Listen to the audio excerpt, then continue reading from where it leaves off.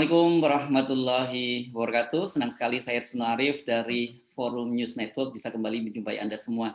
Kita tadi baru saja menerima kabar itu dari akun Twitter Haramain menyebutkan bahwa tahun ini pemerintah Arab Saudi tidak akan melaksanakan menerima haji dari luar, jadi hanya terbatas untuk internal, kalau tidak salah jumlahnya 60.000 orang. Tetapi tetap saja pro kontra berkaitan dengan haji, terutama penggunaan dan keamanan dan haji ini masih menjadi perhatian publik.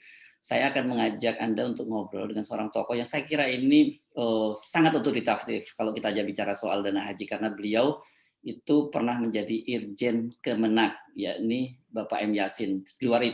Di luar sebagai Irjen Kemenak, beliau ini pernah menjadi Wakil Ketua KPK.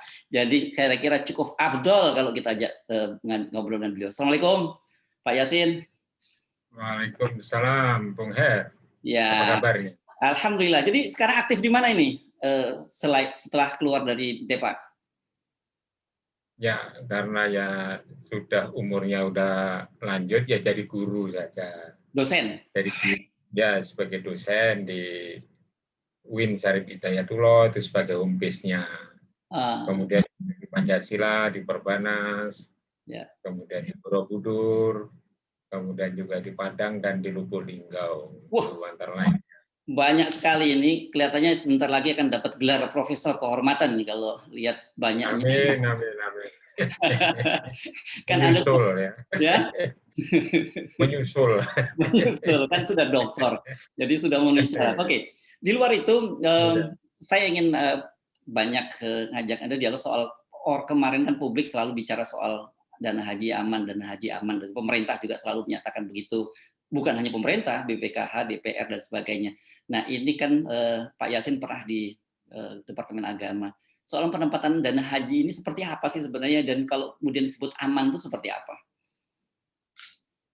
Ya. Jadi aman ini kan kategorinya juga ada dua ya. Ya.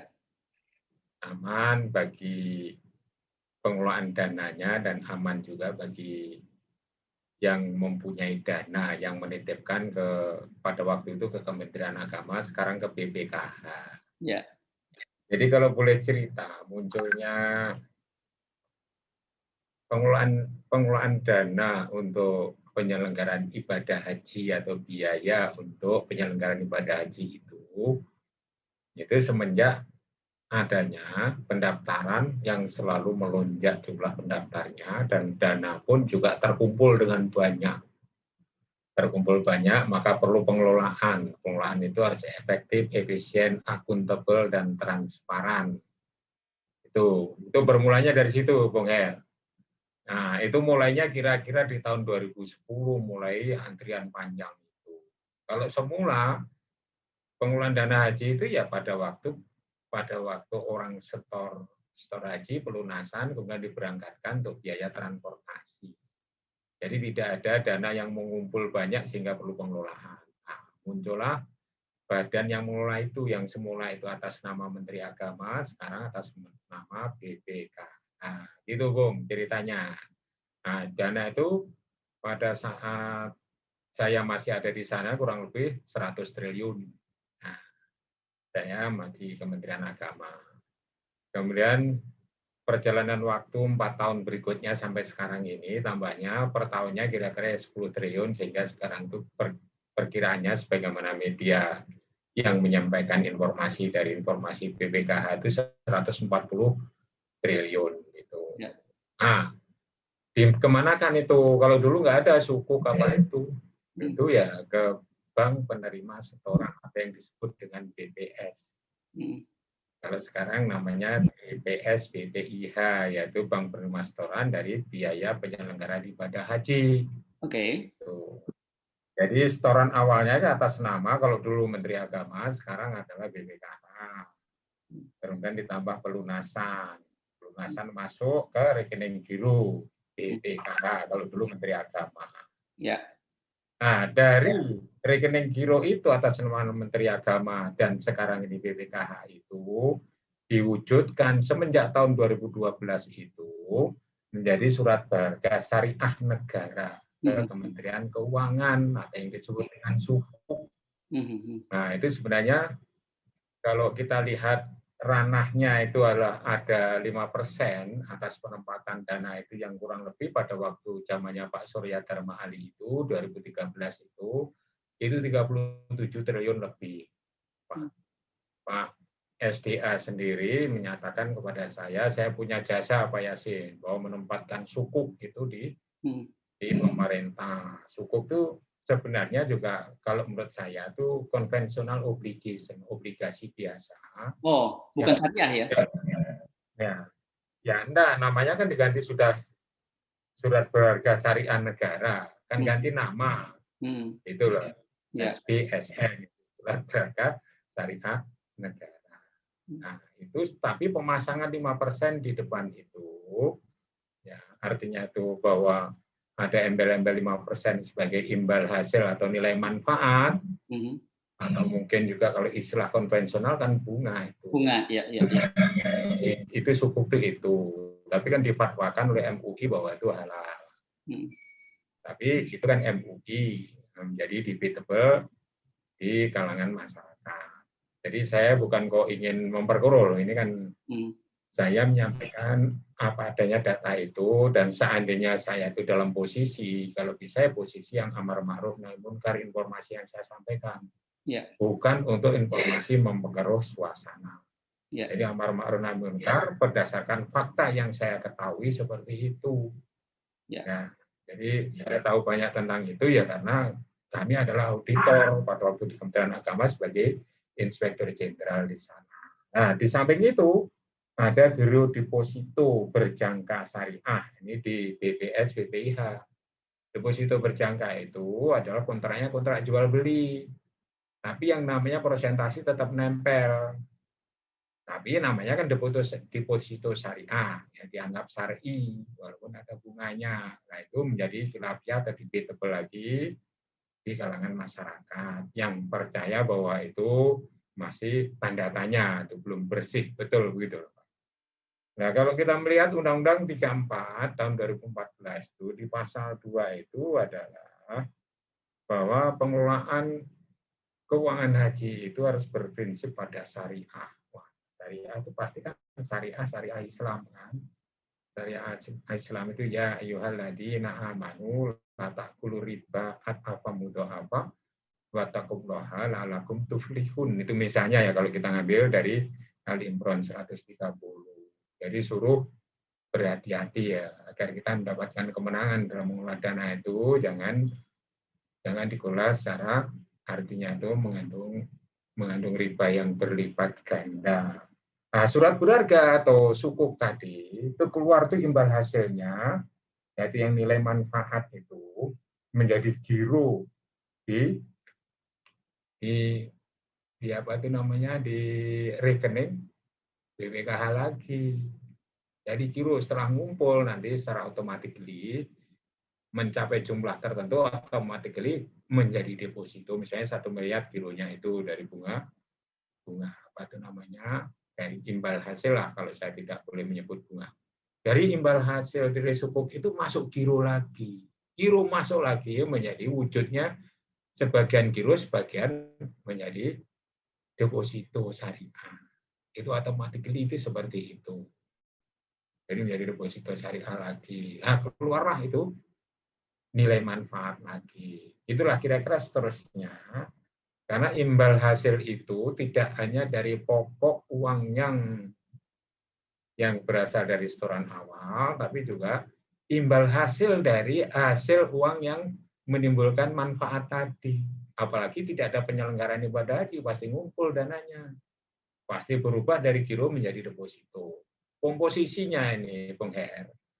Kalau dulu di saat kami di 2016 itu, komposisinya itu kalau saya boleh menyampaikan persentase, itu kira-kira yang wujudnya sukuk itu dari 100 triliun kurang lebihnya itu adalah 60%. Atau 60% sukuk ya. Ya, kira-kira 50% lebih lah. Kemudian yang deposito syariah itu, yang namanya syariah itu ya, tapi yang masih debatable yang saya katakan tadi itu kira-kira yang 40%.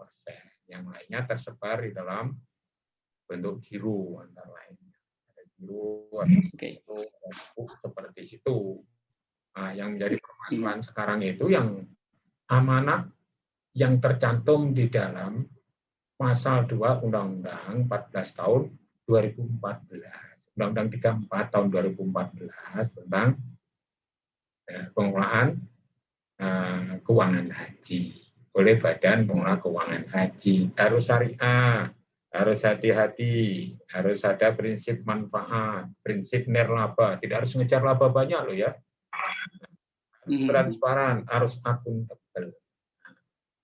Karena tempatnya ada di bank-bank yang jumlahnya juga banyak. Ada bank konvensional, ada bank UUS, artinya unit usaha syariah. Kira-kira di 20. Induknya tetap konvensional, tapi ada unit-unit usaha syariah gitu ya, kira-kira ya. Misalnya Bank DKI, Bank Riau Kepri, Bank Jateng, Bank BTN, kemudian Bank Bukopin, Bank Jabar, Bank Jatim, dan Bank Kaltim. Itu kira-kira yang UUS itu. Jadi bank konvensional dan juga berfungsi sebagai bank transito. Jadi yang saya sebutkan tadi. Ada juga 6 bank syariah, ada BNI Syariah, ada Syariah Mandiri, ada Bank Muamalat, ada Bank Mega Syariah, kemudian juga Bank BRI Syariah dan Bank BJB Syariah. Kalau konvensionalnya ada BRI, BNI, Bank Mandiri, dan Bank BTN. Tadi kita sebutkan BTN ada 2, dan BTN Syariah. Nanti tersebar di beberapa pos sesuai dengan yaitu bank-bank yang mendapatkan amanah untuk menerima biaya penyelenggaraan ibadah haji di seluruh Indonesia. Gitu loh, bukan satu tempat gitu. Terus apa yang ditanya? Oke. Nah, ini kan tadi menyinggung ada 2, aman itu urusannya dunia dan aman urusannya akhirat. Kita ngomong yang dunianya sebentar belakang. Kita ngomongin akhirat tadi kan, kalau gitu ada beberapa bank yang bercampur sebenarnya, meskipun disebut undang-undang disebut unit usaha syariah, tapi tetap saja induknya itu kan bank konvensional, dan itu kemungkinan kan dana itu bercampur sangat besar. Iya, tidak hanya itu saja. Sebenarnya bank-bank syariah sendiri tidak murni menjalankan prinsip syariah. Itu sistemnya hanya namanya saja, Pak. Itu kan namanya, kalau misalnya kan ada ditanamkan juga di corporate ya.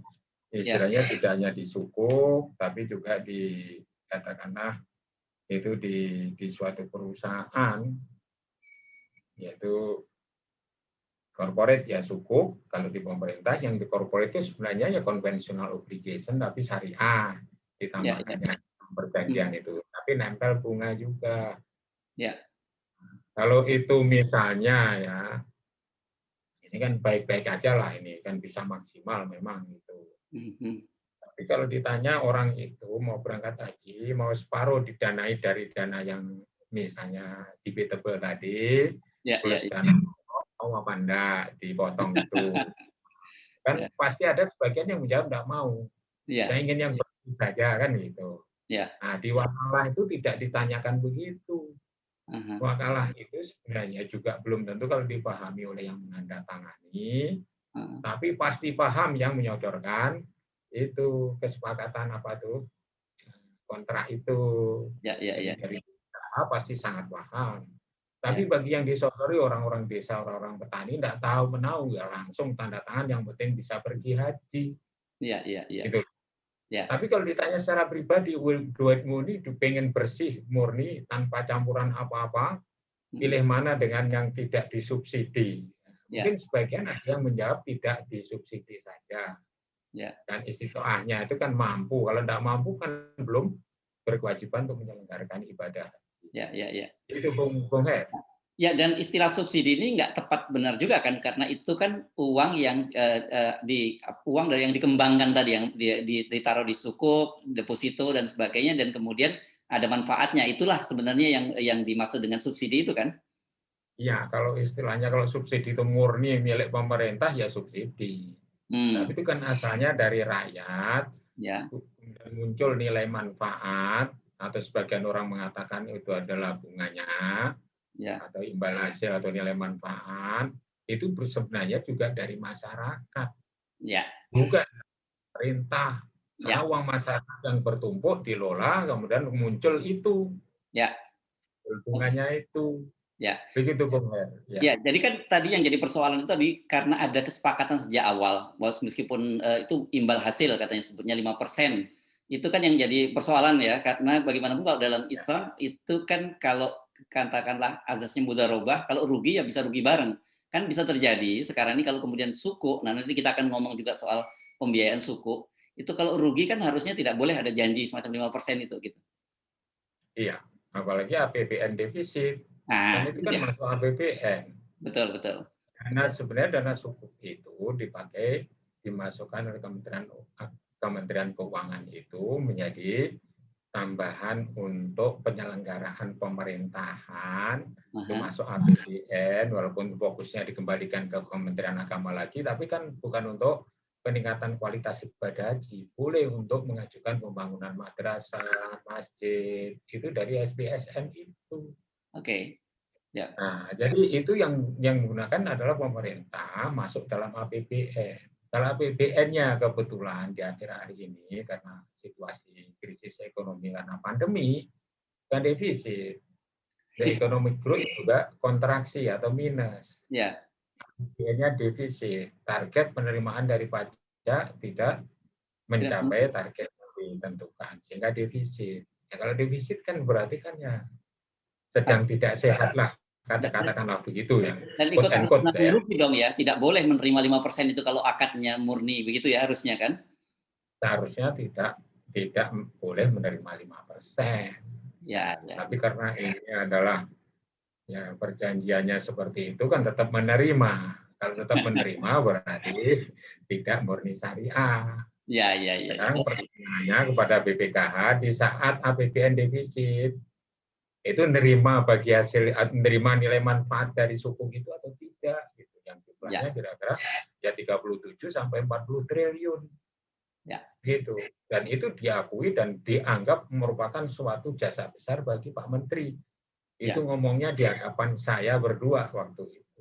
Ya, Itu ya, ya. seperti Ini kan Pak Yasin ini jadi Irjen Depak tahun 2012 sampai 2017 ya. Jadi ya, empat setengah tahun lah kira-kira gitu ya. ya katakanlah kurang lebih seperti itu. Ya, nah sekarang gini, selalu ada pemerintah menyatakan menjamin tidak ada dana ini masuk infrastruktur, gitu ya.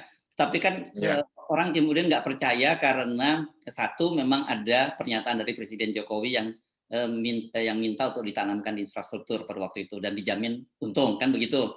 Juga ada ya, pernyataan dari Pak Ma'ruf Amin waktu masih menjadi Ketua MUI, itu beliau belum jadi ya. wapres, yang mengakui bahwa ada 35 triliun yang digunakan dan masuk dalam setarian. Nah, pertanyaannya apakah ada jaminan bahwa ketika itu masuk ke dalam kantong APBN, sukuk yang dari uang haji itu tidak masuk ke anggaran yang digunakan untuk infrastruktur? Ya. Jadi begini ya, duit yang masuk di masing-masing bank yang menerima setoran atau BPS tadi kan ya, Ya. menerima setoran ibadah haji itu variatif ya. Kalau di zaman saya dulu satu bank itu ada yang yang ketempatan kurang lebih hampir 18 triliun atau 17,6 triliun itu satu bank saja. Kalau jumlahnya 100 triliun kan berarti 1/5 dari dana itu ada di tempat itu. Ya. Ya, kalau di situ kan bercampur dari misalnya saja ya liquidity-nya kan dari sumber-sumber yang lain juga. Kalau ditanya misalnya itu apakah dana itu untuk digunakan untuk apa kan perlu audit. Betul. Ya, di audit pun kadang-kadang tetap nggak ngaku atas penggunaan dari dana itu. Nah, mungkin kalau dikejar lagi apakah ada misalnya dari PSM itu mendanai infrastruktur, mungkin ada. Tapi mungkin kan sudah bercampur gitu. Ya. Jadi BPKH tidak punya kewenangan untuk itu mempengaruhi dana yang sudah ditempatkan itu atas penggunaan secara operasionalnya. Oke. Jadi kalau misalnya itu BPKH ngaku sudah diaudit, itu kan audit laporan keuangan atas penggunaan keuangan yang dipakai internal BPKH. Ya. yakni dana operasional untuk membiayai unit-unitnya, untuk mendanai badan pengawasnya. Ya. Laporannya sudah baik sesuai dengan akuntansi negara, pasti WTP. Tapi dana yang ditempat-tempatkan itu kan perlu audit khusus, audit tujuan tertentu namanya. Nah, itu akan lebih baik apabila di situasi yang sekarang ini menjadi banyak pertanyaan dari masyarakat. Misalnya, ini kan hanya sekedar pandangan saya.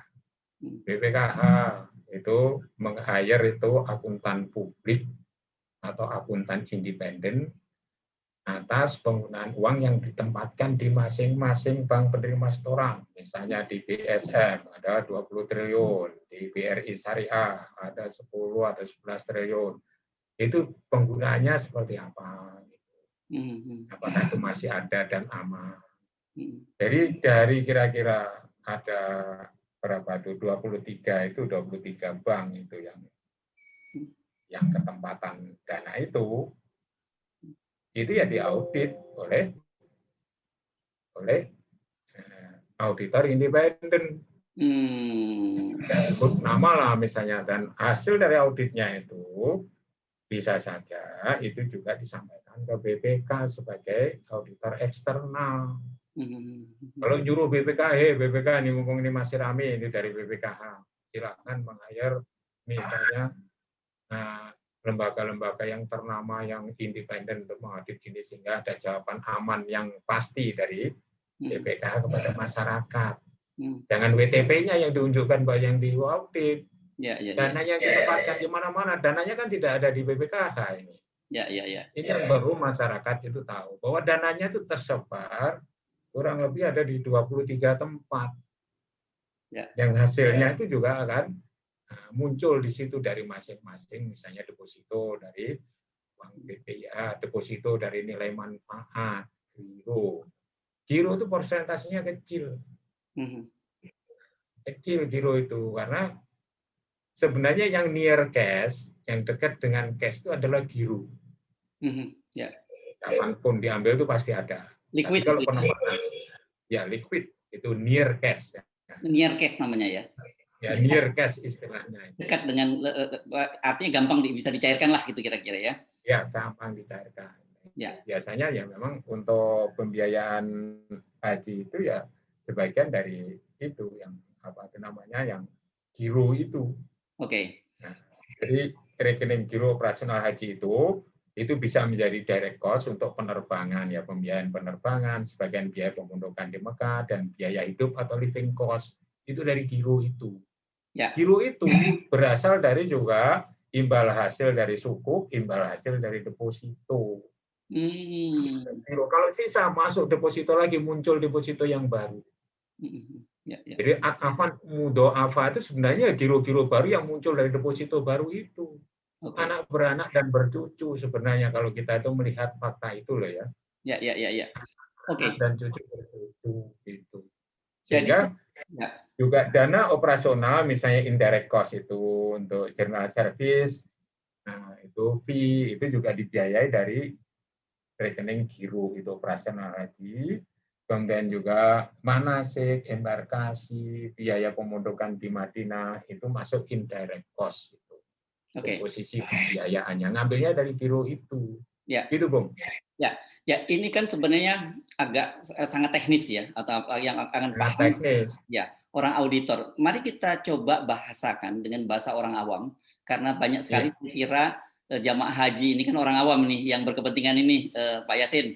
Jadi kalau tadi dua hal yang saya ingin tanyakan dengan tolong dijawab dengan bahasa awam. Satu, berkaitan dengan aman secara dunia tadi. Apa yang dimaksud dengan pemerintah? Karena selama ini menjamin dana itu aman, dana itu aman. Bukan hanya pemerintah, BPKH, dan yang aneh DPR pun juga berani menjamin garansi aman. Itu dari mana dia itu bisa menjamin aman? Kedua, yang saya ingin itu kan adalah tadi yang berkaitan dengan dana infrastruktur tadi. Kan kalau tadi clear bahwa Anda menyebut tidak ada jaminan bahwa dana yang ditempatkan di Suko itu tidak digunakan oleh pemerintah. Jadi artinya pernyataan dari tidak digunakan oleh perbankan itu, kalau bank misalnya Bank Mandiri ada yang mengajukan untuk pembangunan infrastruktur kan bisa aja ngambilnya dari situ. Oke, misalnya BSM tadi yang punya kewenangan mengelola untuk Untuk skim kreditnya ya bank yang bersangkutan, bukan dari BPKH. Itu loh, BPKH tidak tahu menahu secara operasional pemanfaatan dana, kecuali diaudit. Diaudit tahu tapi tidak bisa melarang. Itu kan gawinya dari internal setelah yang bersangkutan dipercaya untuk menerima biaya apa itu namanya penyelenggaraan ibadah haji BPIH. Ya. Itu ada istilah yang bakunya seperti itu, Bung Her. Ya. Oke, jadi artinya ini nggak tepat juga ya pernyataan bahwa aman-aman ini, karena BPKH itu nggak ngerti sebenarnya dananya itu yang sekarang dipegang oleh bank itu aman atau tidak, itu kan nggak tepat seperti itu kan? Aman itu berdasarkan pemetaan risiko, Bung Her. Jadi memang jadi badan pengelola itu kan ada badan pengelola dan ada badan pengawas. Berunding ini iya atau tidak, aman atau tidak. Tapi sebelumnya BPKH itu ada, mekanisme penggunaan uang itu sudah tertata seperti itu. Muncul BPKH tinggal meneruskan. Tinggal misalnya saja bagi-bagi, yang dibolehkan untuk emas 5%, untuk deposito sekian persen, itu untuk membagi itu. Tapi mekanisme untuk pemanfaatan dana dan pengelolaan itu hampir sama dengan pada saat itu di bawah kewenangan Kementerian Agama. Yang rekening Menteri Agama tadi, sekarang Menteri rekening BPKH. Tapi dua-duanya itu sebenarnya merupakan dilijen. Ibarat mengomandain itu orkestra. Ya. Itu mengomandain saja, tapi uangnya itu tidak dipegang oleh BPKH. Dipegang oleh beberapa bank yang tadi saya sebutkan tadi. Bank konvensional, bank syariah, bank unit syariah, ya, yang berfungsi sebagai bank konvensional dan bank transito, misalnya seperti itu. Nah, aman-aman yang disampaikan, yang ditanyakan di Bung Her itu analisis dari BPKH-nya sendiri. Kalau dulu Kementerian Agama adalah bahwa bank itu misalnya berbentuk PT atau korporat, kalau istilah Inggrisnya, misalnya dijamin oleh LPS, dan pemodalan yang cukup, keuangan yang sehat dari bank-bank yang ditempati itu. Tapi apakah selamanya mereka itu sehat? Jikalau ada pandemi, krisis global semacam ini, kan perlu membuktikan bahwa mereka itu apa sehat seperti yang dulu. Kan perlu audit. Gitu loh. Banknya banyak, duitnya juga banyak, sampai triliunan, 140 triliun. Nah, untuk menjawab dengan baik kepada masyarakat, untuk meyakinkan dan ada trust yang kuat terhadap BPKH, maka harus diaudit oleh auditor independen, lembaga audit independen. Hasilnya nanti untuk BPKH untuk pengambilan keputusan dan juga dilaporkan kepada lembaga auditor eksternal yaitu BPK. Jadi yang punya kuasa untuk mengaudit eksternal itu adalah BPK. Tapi BPK bisa menyuruh itu lembaga independen yang melakukan audit. Saya tidak boleh nyebutnya mana, nanti dikirain promosi ya. Dan banyak lembaga ternama itu. Maka hasilnya, ini sehat, maka rakyat menjadi tahu bahwa yang di sini masih tetap sekitar 20 triliun. Yang di sana masih 10 atau 15 triliun, begitu, Bung. Ya, menjadi relevan kecurigaan publik karena kan sekarang ini dana LPS pun juga diketahui digunakan oleh pemerintah. Jadi ya, kemudian kan Anda sebutkan tadi, kalau terjadi apa-apa pada bank-bank yang bersangkutan dan itu kan dana LPS-nya pun tidak ada. Jadi wajar dong kalau kemudian publik menyatakan yang dimaksud aman itu apa gitu. Iya. Ya. Jadi sebenarnya agar pelaksanaan tugas dari lembaga itu amanah memang harus melakukan itu. Sehingga aman yang di statement itu berdasar suatu katakanlah hasil audit. Bukan hanya statement yang dasarnya adalah misalnya ya perkiraan atau asumsi subjektif dari orang per orang. Saya kira tidak bisa begitu itu. Jadi harus basisnya adalah hasil audit menyatakan aman gitu. Nah, terus menyatakan aman lagi yang syariah tadi itu walaupun misalnya dari sebelum adanya BPKH sudah seperti itu, Ya, gunanya didirikan BPKH itu kan untuk meluruskan sesuai dengan prinsip-prinsip yang diamanahkan dalam pasal 2 Undang-Undang 34 tahun 2014 tentang pengelolaan keuangan haji, harus syariah dan hati-hati. Ya. Jangan mencampur misalnya sesuatu yang tidak 100% halal itu kepada seluruh jamaah. Nanti kan ada pertanggungan jawab nanti di yaumil hisab. Ya, ya, ya. Judulnya syariah loh Pak ya. Ya, ya, Kehati-hatian itu hati-hati dua. Hati-hati di dunia agar jangan sampai dipuk, ya. uang yang ditaruh misalnya di sukuk atau di misalnya bond atau corporate sukuk lah itu yang syariah. Ya. Nah itu kan nanti kan dipertanggungjawabkan. Ya. Orang makan apel dari apa itu namanya sungai yang ikut mengalir air saja kemudian dimuntahkan karena khawatir kalau itu dari milik orang. Betul. Kan sahabat kan ada yang seperti itu kehati-hatiannya. Ya, ya, ya. Loh, ini mengelola yang ada larangannya bahwa kita tidak boleh menempatkan suatu tempat yang ada nilai apa bunganya atau riba saya sebutkan tadi dari sukuk jadi giro berkumpul banyak dari deposito gitu loh. Ya. Boom. Ya. Deposito juga punya bunganya lagi. Jadi giro-giro yang banyak yang dipakai itu Ya. untuk istilahnya mensubsidi. Ya. Loh, misalnya kalau kiai yang tajam ini akan menanyakan itu. Ya. Kiai yang tajam loh ya, kan kiai ini. Ya, ya, ya, ya. Oke. Nah, jadi coba sekali lagi saya simpulkan kan sekali karena tadi mudah-mudahan ini agak sedikit complicated.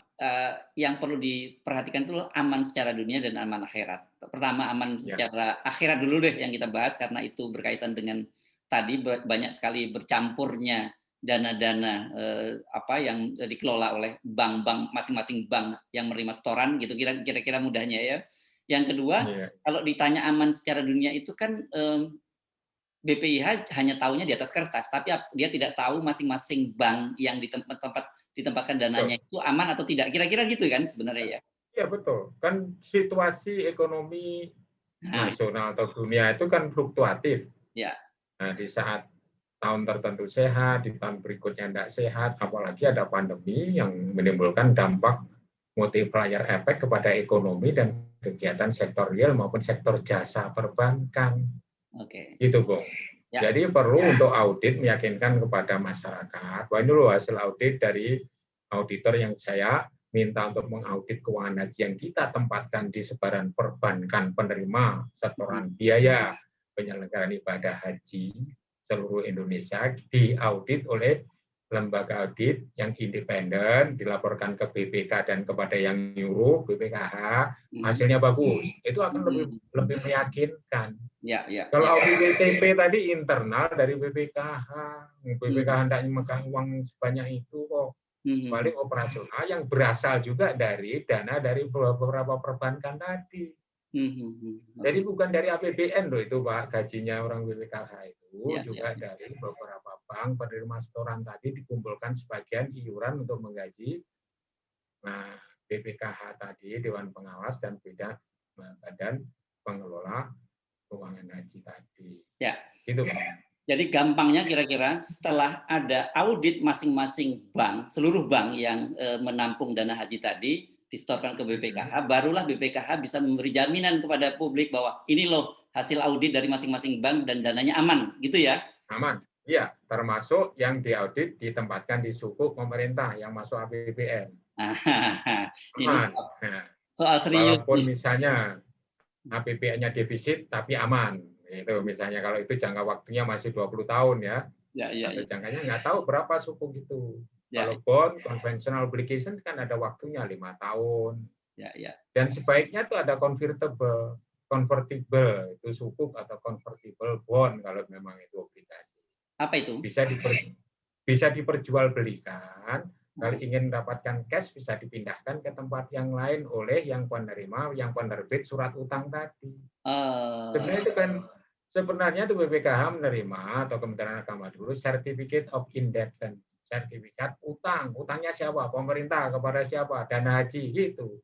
Kalau itu corporate sukuk juga menerbitkan surat utang itu. Utang yang ada persentase nilai imbal hasilnya itulah. Ya, ya, ya, ya.